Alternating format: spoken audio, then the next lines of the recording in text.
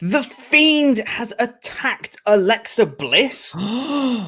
What? Welcome to the WrestleTalk podcast SmackDown review. I am Joe Piconell. I'm joined by Randy Andy Datson. And yeah, first things first, we're going to talk about today on this SmackDown review is The Fiend attacked Alexa Bliss at the very end of this show. What? I did not see that one coming at all. We'll start things off with, there was a Firefly Funhouse promo at the very start of the show, right after everyone did their normal, here's my little promo at the start of the show. Went straight into a Firefly Funhouse with Bray coming in with bits of swamp stuff all over him, just being like, oh, sorry, was looking for Braun. He's still out there somewhere. What are you doing in my swamp? Yeah, that very one. Shrek. Yeah. And then he was basically saying that it's unfortunate that The Fiend really wants the Universal Championship, and it's a shame for everybody in the locker room because no one is safe until he gets it. And normally when someone says, oh, the whole locker room isn't safe, I'm like, yeah, sure, whatever. It means like one person's going to get targeted and that's the feud. Sure, whatever. So I didn't really pay too much attention to it, but really, it really brilliantly foreshadowed what was going to come later on. Yes. I thought it was very, very smart to do it that way. Very, very smart. I know. Do you know what? Before I say anything else, I really enjoyed this segment. I really enjoyed most of the segments tonight. I really enjoyed the Alexa segment later. What I do like is the idea in this world of kind of kayfabe, where the Fiend is a supernatural character who was born into this world. The one thing he wants is a wrestling belt. Like I almost would prefer if he never went for a title. He was just killing people. Because that would kind of make it more of a he's just out of control rather than he's a guy who's so out of control that he wants to turn up on a Sunday night to challenge for a championship. Yeah, I get that. Yeah, but no, other than that, I really do like what's happening, and I like the fact that things that are being said are being paid off on, because that's not something you often get in WWE, and it was just a great way to start the show. And actually, shocker, this show was pretty good. Yes, it was. It ended pretty much the way it started as well, with The Fiend, because in the main event, which we'll talk about later, it was Bayley versus Nikki Cross for the SmackDown Women's Championship. Nikki came up short. We'll talk about that more later. But she was... No short jokes, Pete. But she was very upset afterwards, kind of furthering that whole obsession with the title thing that she's got going on. She pushed Alexa to the ground and just stormed out of the thing because she was so mad about losing the title. Walked out to the back, and as Alexa's sitting there alone in the ring, the lights begin to cut out, and I was like, wait, what? Wait, that's not The Fiend, is it? And then, yeah, the Fiend appears, red lights and all, behind Alexa. This got really creepy, really, really fast. In a good way, I think. Yeah. Watching this, I was like, run, Alexa. Alexa, run. Alexa, you've seen this. You know what this is. Run, Alexa, run. Look, Alexa, he's next to you, Alexa. Alexa, run. Get out of there. And while she should have just got out of there, her acting was brilliant in this segment. She was kind of... It was, and as a cynical old man as I am now, I do often find it quite difficult to get emotionally invested or kind of like emotionally react to wrestling as much as I used to. But this, I was like, oh, this is creepy. Mm-hmm. Like, this is really quite disturbing. And I don't know whether it's because it's the first time he's attacked a female roster member. Mm-hmm. But there was something more visceral about it, something more disturbing, more physically kind of, I don't know, like abusive in a kind of way. I get you. The whole kind of slowly moving his hand towards her mouth. And the fact that she had just almost accepted what was about to happen. Mm-hmm. The kind of look of just, this is going to happen, and this is going to, and it just, it really kind of resonated with me, like in a way that a wrestling segment hasn't done in a very long time. I was saying to you beforehand, it was almost like she saw Bray as like a T-Rex, and she was trying not to move in the hope that he was going to I'm pretty sure Yeah. Alexa's here somewhere. I can't see her moving. Yeah, I think the it was creepiness. great.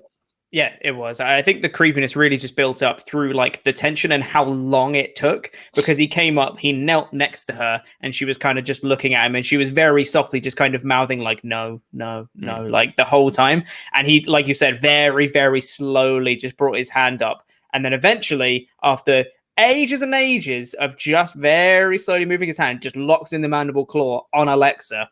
Yeah. And she's choking. The crowd, the fake crowd, are booing. We'll get onto that later. And yeah, we just hear him laughing, and the lights just go off, and that's the end of the show. And I was like, wait, what? It was awesome, because I thought originally when the Fiend was coming out for Alexa, because obviously we saw Alexa in the swamp fight being Sister Abigail and kind of taunting Braun. So I was like, well, maybe it's some sort of master plan Fiend, she's going to be revealed as Sister Abigail kind of thing. But no, he just attacked her. And I was like, oh, so they're not on the same page. What's the beef with Alexa then? I don't know, and I want to find out. So now I'm really invested in this story, and I want to find out where it goes. I thought this was fantastic. Yeah, so there are a couple of theories. There's like a few theories, but either it's just him attacking Alexa, and he is kind of going to keep her hostage. Then Braun's got that mixed match challenge link with Alexa and stuff, or she's going to be Sister Abigail, or Nikki Cross is Sister Abigail, which I think is more interesting, because she, to me, is someone who has a character which is much more sort of entwined with what I can see as Sister Abigail being, like the kind of madness, someone going crazy, kind of accepting the dark side, Darth Nikki Cross. And I can see them sort of riffing off this with Alexa for a bit. If they're going to do a Sister Abigail character, I do think Licky's better, because she's kind of slow descending into madness with her obsession with the title. Like the Fiend is obsessed with the Universal title, she's obsessed with the SmackDown Women's title. Both titles are blue. I mean, the links here are endless. But yeah, I just thought this was just really good. Do you know what? Really Although good. one nitpick, they don't have to play the violin throughout the entire thing, because that does get a bit annoying. And it's just that's the Fiend's thing, man. And it's just, yeah, we get That's an amazing impression. You can do it a couple of times, but then just keep the lights off. I actually think that's more creepy if you don't just keep doing that noise, because then that's just because then you want to concentrate on what's happening rather than the fact that a really horrible noise is happening. That is, in fact, a nitpick. Congratulations, yes. I thought this was a fantastic segment, and it wasn't the only shocking thing on the night either. And this at the end of the show, just to kind of cap off all the other shocks that had happened on the show, I was like, man, that's a fantastic way to end a show. Because now I'm just like, wait, what was that? Why did he? Yeah. Huh? And that at the end, that kind of cliffhanger is now making me want to see next week's show already. And like you said, I don't know whether it's going to be kind of like an abduction thing, whether he's going to take Alexa and kind of like Braun has to save her for the title or whatever, or it's going to be more of this is just the Fiend attacking people who are vulnerable because he can. Who have a link to Braun. Exactly, yes. Like he'll attack Nicholas next week. Exactly, yeah. Oh, that would be amazing. Like that would be genuinely hilarious. I was going to say something, Pete. That's generally what you do on podcast. The Fiend's going to come out next week and go, hey, you might wonder why I wear these gloves. Well, when I was younger, I got frostbite on my hand. And so now I need to wear these. Otherwise, my God, imagine. It really hurts. That would be hilarious. But yes. I'm sure it'll be paid off well next week. Yes. And considering the run that SmackDown's on, I think, since Karaoke, they've had a pretty good show. Hey, they've actually been following through. And they've been following through on a lot of stories lately. So hopefully they continue that run. But let's talk about the rest of the show now. As mentioned before, the show started off with the little promos from everyone starting off the show. I still really like it, even if the promos aren't top tier. It just, it's basically like coming up on the show. And it just has a little preview of everything that's going to happen. You get reminded, it's like, oh yeah, it's Bayley versus Nikki Cross today. That's cool. oh yeah, it's AJ Styles versus Gran Metalik, and Gran Metalik cut a promo in Spanish. I was like, cool, gives him a bit of character instead of just going lucha all the time. Bueno. Yeah, and then you had Big E cutting a promo in Miz and Morrison. I was like, oh, so it's going to be Big E versus Miz. Cool, that's good to know. Lacey Evans and Naomi got promos. I was like, cool, I'm here. I understand what the show is going to be. I'm in on the stories. Let's do it. And then it went straight into the Firefly Funhouse that we mentioned before. And after that, it went straight into the Intercontinental Championship match between AJ Styles and Gran Metalik, which I thought was a good match. It wasn't spectacular or anything, but I thought it was very good. And the only thing I will say, if I am going to nitpick, I would have liked to have seen more of Metalik's offense. Because AJ was quite comfortably in control for the majority of this match. Metalik got a few hope spots in, a couple of drop kicks here and there, a couple of Hurricane Ranas, and that was about it. And for the kind of offense that Metalik has, very kind of high-flying, high-octane, he can run across the ropes, do all sorts of flips and stuff. We didn't really see too much of that at all. So I'm not super as invested. If I was, a casual viewer, obviously I know how great Metalik is, but for someone who's not seen him in the Cruiserweight Classic, I'm not going to be too convinced that he's amazing or anything like that. I don't mind this because I can't see Metalik being a long-term challenger. I think it's just a way to get over AJ. I can't see them having another match. I don't really need to see another match after this. Nah. I just think you don't want everyone to be really competitive with AJ. We've had Gulak. And we've had Riddle, obviously, should be competitive. Gulak should be competitive. I'm not so sure about Metalik because he's had, no one expected him to win last week. No one expected him to win this week. He didn't. I think it was the right booking. And it looks like the Lucha House Party will be going for the tag titles instead. But that's why I think you should have built up Metalik more in this match, not to compete with AJ, but to be put forth as a legitimate competitor, so that when Lucha House Party transitioned to the tag titles, you're like, oh, it's that guy that almost beat AJ Styles. Cool, I'm in on this. Whereas now you're just like, well, he kind of got dominated a little bit. Why do I care about his tag title shot kind of thing? But I think that is a nitpick. It was a good match, and it was quite a cool finish. And AJ was working over Metalik's knee for the majority of the match. He chop blocked him out of midair, which I thought was a great spot. Locked in the calf crusher and got Metalik to tap, which was great. And just to assert dominance, hit a Styles Clash on Lince Dorado because he can. Which I thought was great. Dominant Intercontinental Champion AJ Styles. Big fan. Rebuilding him after the Taker loss. Love it. I thought that was really good. And then Shorty G was watching the end of that match backstage on a TV at a normal angle. The madman. It's a pretty mad night for him in general, so I'm not surprised. Yeah. Spoilers, God. And then King Corbin came in, and I got Vietnam flashbacks straight away. I was like, no, I don't want to see these two in the same room. Please don't give me this again. Thank God they didn't. Well, they kind of did, but we'll get to it. King Corbin was chatting to Shorty G, and he was being ultra friendly. And he's just like, hey, man, I know you need more opportunities. You're really great, blah, blah, blah. And Gable's like, you called me short a lot. What? Why are you being like this? And he's like, hey, man, I'm just looking out for you. By the way, King's Ransom's still on. Just a little reminder. Just gonna float the idea out there.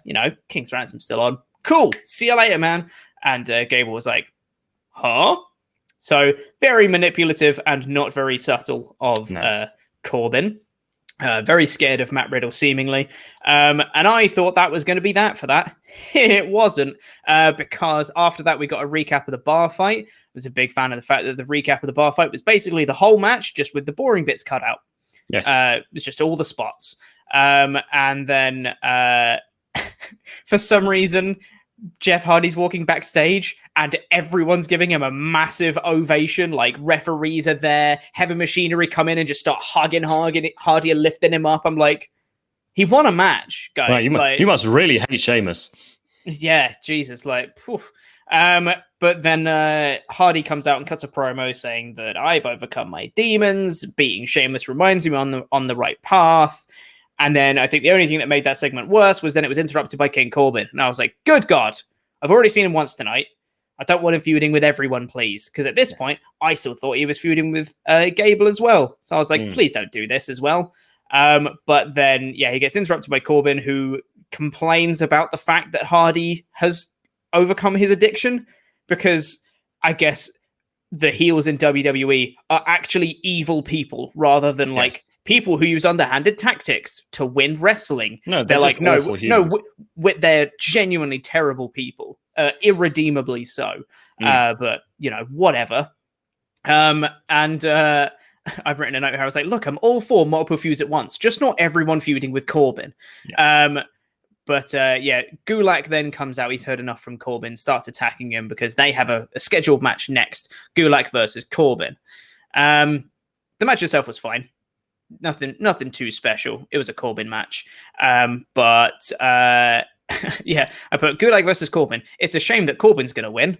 And he did. It got towards the end stages. Matt Riddle came out on the stage to try and distract Corbin, but it wasn't enough. Gulak rolled up Corbin. Corbin kicked out and then hit the end of days immediately onto Gulak, and then picked up the win. We'll get into what happens after that, the fallout of that shortly. But first, we're going to take a little detour to the SmackDown highlight of the week, everybody, because this was indicative of the whole show, but really apparent in this match, in the crowd noises this week were so intrusive, so overdone, and so in your face through the whole thing. Listen to the reaction when Baron Corbin hits the end of days on Drew Gulak. No one has ever reacted like this. Corbin almost paid for the distraction, but he follows it up.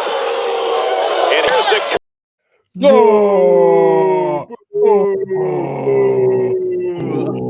God, it was like that through the whole show. Anytime a heel did anything, the crowd just, oh, shut up. It was so bad. That's our highlight of the week, everyone.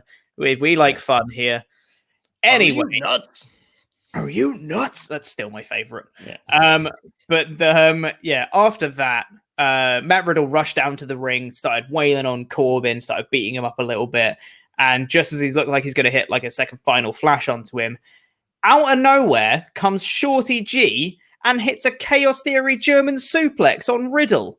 And he's turning heel. A really good one as well. A really good one. Yeah. Yeah. And I was not expecting this. I don't think anyone was expecting this. Not at all. Yeah, it's cool to see him having a character which isn't your short. Yeah. So yeah, maybe you need to turn heel, Pete. Yeah, it was it was just a really surprising, good piece of booking, I think. I'm intrigued to see where they go with this next.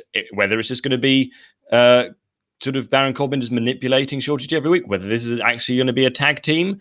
I'm really interested. And it's like Gable, like, and the fact people are like, oh, well, you know, he's just trying to get himself over. But like, the whole thing is that the King's Ransom, he's doing this for money, and that's a really heel move. It's not like he's doing it to try and like, oh no, I want to prove myself. No, he's going, oh yeah, money. I like that. So yeah, just really surprising. And Chad Gable, what a wrestler! And he's so good. Please do more of this. Yeah, and like the thing is, Gable made it very clear that this was about the money. As he was walking off, you know, he's doing the hand signals to Corbin to make sure he gets paid, kind of thing. So we know it's very much about the money. This isn't about Corbin. But yeah, this could very much evolve into a unlikely friendship, tag team. This could just be Corbin manipulating him for a couple of weeks, and then Gable's like, "Where's my money, man?" Yeah. I'm just really glad that hopefully we're going to be seeing Shorty G on our screens a bit more. Whether it's face, whether it's heel, whatever, he deserves to be on our screens because he's bloody brilliant. So this makes me very happy. And he has a character, which is good. He's motivated by money. Cool. That's something. That's the first foundation block. Give us more now, rather than short man who isn't even that short. After that, we got Big E versus The Miz, after Big E had been giving the blessing from the rest of the New Day to go after singles glory, and he took on The Miz to start with. I thought this isn't the best like technical in-ring masterpiece, but I thought the story that they told through the match was really, really good, which was basically don't get on Big E's bad side because he will mess you up. And Miz and Morrison are really good working together until they're not. Which I thought both of them kind of came together really, really well in that, Big E was jiving around, having a good time, slapping Miz on his butt or whatever. And then Morrison got involved, took advantage, and then Miz slapped Big E, and Big E kind of snapped. And he was like, okay, I'm just going to mess you up now. Throwing him into the barricades and into the ring post and all sorts of stuff like that. I thought it was really good. And then Morrison continually got involved in the match time and time again towards the end until they did it one too many times. Morrison went to go kick Big E, and the referee stopped him. Saw him and stopped him and said, "What you doing?" Morrison's like, "Oh, nothing. I'm just on the apron." But then he got ejected from ringside. Big E locked in the stretch muffler, which is a cool addition to his arsenal. I could really see that hurting from a guy like Big E. Cool, like it. And Miz tapped. I thought it was great. Really good start.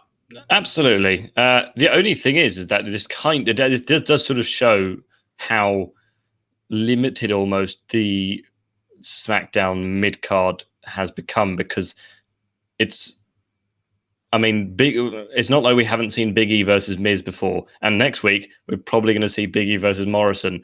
And the week after, I wouldn't be surprised if we saw Big E against Cesaro. It's just kind of like you sort of know who they're going to face. So it'd be really, I'm interested to see where he goes next. I think this is probably going to end in an Intercontinental Championship match at SummerSlam. I don't know. SummerSlam's what? It's the 23rd, isn't it? So we've got 3 more weeks of SmackDown. Mm-hmm. So we've had 1 week where Kofi said he was off. So this is week 2, 3 weeks. So SummerSlam is right in that, and then there's Payback the week after some reason. There's Payback on the 30th. So maybe Big E loses at SummerSlam and wins at Payback. Who knows what happens? But the SummerSlam does sort of fit in with this storyline. It'd be better if Kofi had gone, I'm going to be out for 31 days. 31 days. That's SummerSlam. So, but I'm really interested to see where this goes next. But you heard it here first. It's going to be Big E against John Morrison next week, everyone. Almost certainly. I think he's got his first win. He's got 5 more weeks of Kofi being off, or 4 more weeks, however the math works out. So I'm hoping that, he can get 1 more win, probably against Morrison, hopefully, and then just start getting involved in the Intercontinental Championship picture. Not like necessarily a straight title shot with AJ straight away, but just kind of gets himself involved in the picture. And then after that, he can have a shot later. Here's a title match that I want. AJ Styles versus Matt Riddle versus Big E in a triple threat at SummerSlam. That's spicy. Add in Daniel Bryan. Why not? Fatal 4-way. Just turn up. Yeah. Daniel, fancy a match? Yeah, go for it.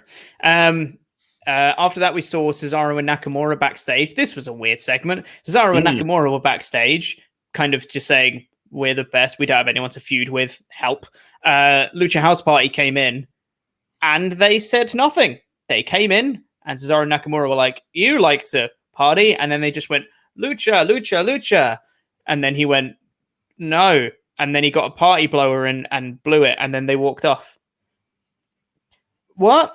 Best segment of the night for me. I was very confused by the whole thing. Well, Pete, they seem to get legitimately scared by the party blower. I'm very confused. And they like to have fun. They don't like to be scared. That's true. They do like to have fun. It was a very strange segment, but I am glad that at least Cesaro and Nakamura have some challenges. And it's Metalik, who we just saw going for the IC title, so it's like not bad. They're not bad challenges. But then they'll lose, and then it'll be... Then there'll be no one. And then it'll be the Usos. And the SmackDown Tag Team division, while it's great, while it's really good, is very small. Hey, man. Heavy Machinery were back on this show. There's another tag team. Yeah, there you go. It's going to be Lucha House Party, then it's going to be Heavy Machinery, because it seems like Heavy Machinery, from a segment later on, entering a feud with Miz and Morrison, and then after they've done that, they can just swapsies. So then they're going to have Lucha House Party versus Miz and Morrison, and then you can have Heavy Machinery versus Cesaro and Nakamura. It makes perfect sense, okay? Yes. Don't judge me. Okay. After that, we had a Sheamus promo backstage, and he says exactly what you'd expect Sheamus to say. Oh, I was on his home turf. It was basically a handicap match against Hardy. I should be applauded. I think we predicted this last week. This is exactly Probably, what you yes. were going to say. Yeah, and he was saying, I should be applauded for making it as close as it was, blah, blah, blah, blah, blah. But luckily, he then said, Hardy's not my problem anymore. I'll let alcohol take its course. He's going to self-destruct at some point, which means that's bad news for the rest of the SmackDown locker room. And I was like, cool. Be cool, Sheamus, again. Go and just beat people up. Stop trying to make people succumb to their addictions again. That would be great. Because I do really like Sheamus, and I think he's in fantastic shape. I think he's got a lot to offer. Just hope he does a proper feud now. That would be nice. Yes. Yeah. Maybe he'll go and make fun of Lucha House Party for being addicted to fun. To Daniel Bryan being addicted to vegetables. I don't know. He'll go and face Big E now, and it'll be pancakes. Yeah, exactly. That's what it is. After that, though, we then got the highly anticipated Lacey Evans versus Naomi match, which was okay. The right person won. Naomi won, which I think is the right call. Lacey Evans actually looked really good in the opening stages of this match. She was very kind of aggressive and very That's why she looks good. She just doesn't. I don't give her a chance to look good. Yeah, I guess so. She looked really good. She was very aggressive, throwing Naomi into the post. She trapped her hair between the ring steps, which I thought was quite cool. And then Naomi tries to do a sunset flip powerbomb to the outside, kind of doing like a Rey Mysterio style, sliding through the bottom rope into a sunset flip powerbomb, except they kind of botched it a little bit. Naomi kind of came down, and I think it was Lacey's fault. I'm not sure, where Naomi kind of did the rotation and Lacey Evans just kind of fell to the side rather than going over and doing the thing, but it still looked fine. And they got back in the ring, and Naomi rolled up Lacey for the win. So it was the right person won. I think they won in the wrong way. Personally, it was just kind of like it didn't really get anyone over, because it was like, well, Lacey's clearly the better wrestler in this match. Oh wait, Naomi won. Yes, okay, so that's exactly it. That was lucky of her. That doesn't make her look good. That doesn't make her look like a threat. That makes her look like someone who was just a bit lucky. Exactly. Not really how you book a babyface. Whatever. Yeah. At least she won. Tell you what was so much better, though. Oh my good God, I love this next bit. Otis and Mandy were backstage. Mandy said, here's the plans for tonight. They got really sexual really quickly. And she was like, here's all the things we're going to do tonight. I'm going to go and get myself ready. Let's meet back here. I mean, wouldn't you, if you were talking to Otis, get really sexual very quickly? That's true, yeah. But yeah, Mandy says, I'm going to go get ready. You go sort yourself out. We'll meet back here. And as they both separate to go and do their things, behind them is Sonya Deville. And I was like, oh, where did she come from? I was like, yes, please, Sonya. And then it cuts to an ad break, comes back, and you just see Mandy in the mirror playing lip gloss or whatever she's doing. And then Sonya comes in and just beats the ever-loving piss out of her. It was so good. I love Sonya Deville so much. Just beat her down. She's putting makeup all over her face. She grabbed some scissors and started cutting Mandy's hair off. I was like, oh my God, that was a legit shock moment for me. She grabbed the scissors and started cutting. I was like, oh, that's her hair, Sonya. You can't do that. No, you're buying into WWE. Like they think cutting a lady's hair off is like cutting her arm off. In fairness, I probably would have reacted the same way whether it was a girl or a man. Like, I was going to say if it was her arm. Oh, yeah, true. Yeah, I probably would have reacted the same. See, when I woke up this morning, I saw the picture of her attacking. I was like, oh my God, Mandy's face is covered in blood. No, it was makeup. It was makeup. Yeah. Yeah. That is, by the way, 2 weeks in a row that they've substituted makeup for blood. When they did it with Lacey Evans when she got her lip gloss smeared all over her face. And now this week it was Sonya putting it on as well. I think they're doing that on purpose so they can get clickable thumbnails of look at all this blood. And then it's not blood. But I think it's smart. I like it. She cut some of her hair off, a good few chunks of hair, grabs a razor, looks like she's going to go shave her head before she gets stopped by referees and producers and stuff. And she just drops the razor and walks off. I thought this was amazing. I love Sonya Deville. My only concern is I get the feeling this is probably going to build to a hair versus hair match between them.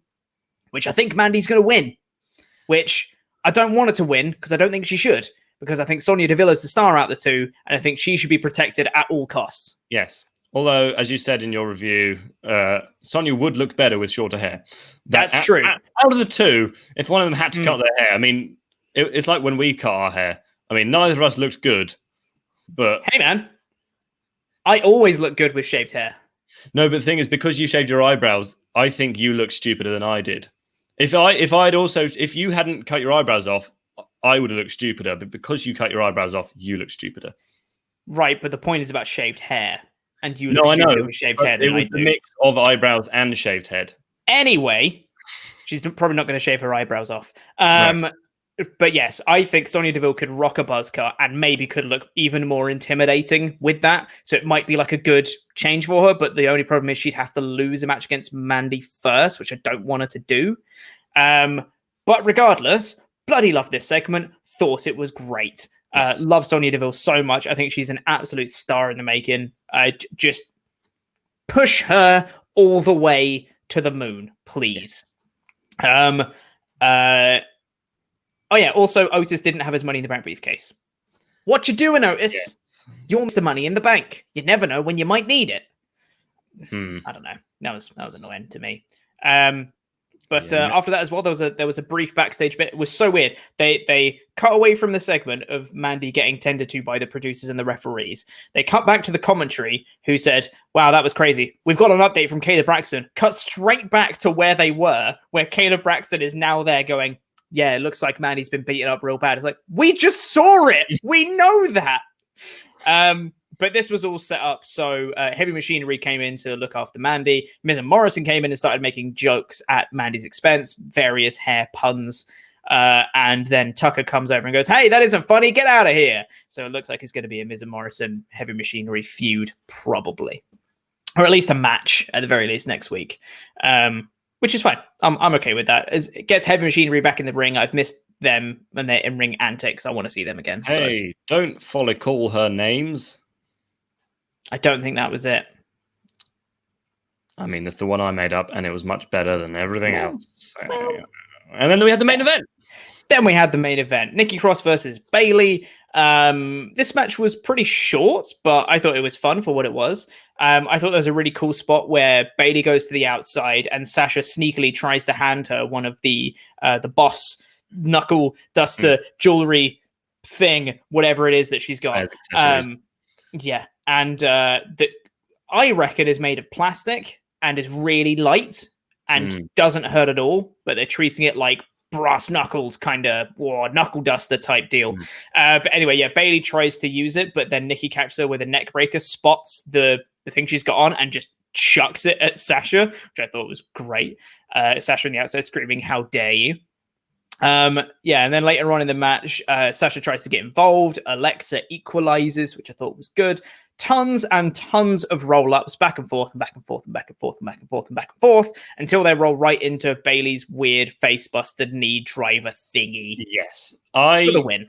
Don't like Bayley. I don't like Bayley. Just come up with a good finisher. The Bayley sucks. The elbow, whatever. It's an elbow. But this, if your finisher is a move that always looks like a botched version of another move, it's probably not a good move. Every time she does it, I'm like, not great. Wait, what was that? Yeah. Like, she sort of puts the head next to the knee, and then they just kind of fall over forward. And then, yeah, they I think the premise, what it's supposed to be, is like a face buster. So you just kind of drive the face into the floor, I think. But there's a weird bit to make it look different, where she has to put the knee up first, and then kind of wind up for it. But because the knee, it makes it look like what the move is "I'm gonna rub your face on my knee." It's like, and then don't do that. And then she just misses the knee every time and just hits on the floor instead. That's just, it looks a bit dumb, but whatever. She hits the thing and she gets the win. Sasha and Bayley retain. Nikki is really upset by this. Which I thought she played fantastically. She was so distraught. She was just completely inconsolable. Alexa came over and was like, "Hey, I'm really sorry," and she hit her hand away, just no, get off me kind of thing. until eventually, she kind of got up and Alexa was like, hey, it's okay. And Nikki was like, no, it's not, and pushed her over and then stormed off. And that's when the Fiend came out. In 2 weeks, she's pushed her over, and Mm-hmm. I can't see the relationship recovering from this. Like Alexa can come out. If Alexa's around next week, she can come out and say, look, you left me to be attacked by the Fiend. Where were you when Fiend came out? Like, you were probably 2 meters backstage when that music came on. You could have turned around. Mm-hmm. And the thing is, as well, both of them have a point. If Nikki is like, dude, this is my whole thing about winning the championship. You know how upset I was. Like, I wasn't even thinking about anything else. And Alexa was like, yeah, but I was being assaulted by the Fiend. I needed you there. You're my tag partner. Both of them are right. And that's amazing. That's such good storytelling when both of them have a point, because then people naturally will gravitate to one side, and then you have legitimate like conflict with people. It's great. I love it. I'm really invested in a lot of things that happened on this show. I gave it a 4 out of 5. I thought it was great. The only thing it lacked was, I think it needed a bit more of the, for it had a really good killer angle at the end, which is normally the criteria for a 5 out of 5 show. But I think the rest of the show was kind of average to good. And it had a really good angle at the end, which to me puts it up to like a high 4, but not quite at the 5. I think just one of the Biggie or Naomi matches to like really showcase one of them. Yeah, that would have tipped it over for me. But that was really it. Other than that, really, it's probably the best show in several weeks. Yes, and weirdly, Pete, I genuinely had a dream that I was reading your SmackDown review in the morning, and that you had given the show a 2 out of 5. I hadn't watched the show, but it was just said, "Oh, another disappointing show, 2 out of 5." So I woke up with that in my head, and then to read your review, and then it said 4 out of 5. I was like, oh, okay, it must be a good show. And then I watched it, and I was like, oh, it was a good show. That is all the time we've got, I think, for this week of the WrestleTalk podcast. Thank you very much for watching. Please press the videos that have just appeared on the screen to catch up with the latest awesome WrestleTalk things, and the button in the middle that make you become a pledge hammer on Patreon. I've been Chopper Pete Quinnell. I've been joined by Randy Andy Datson, and that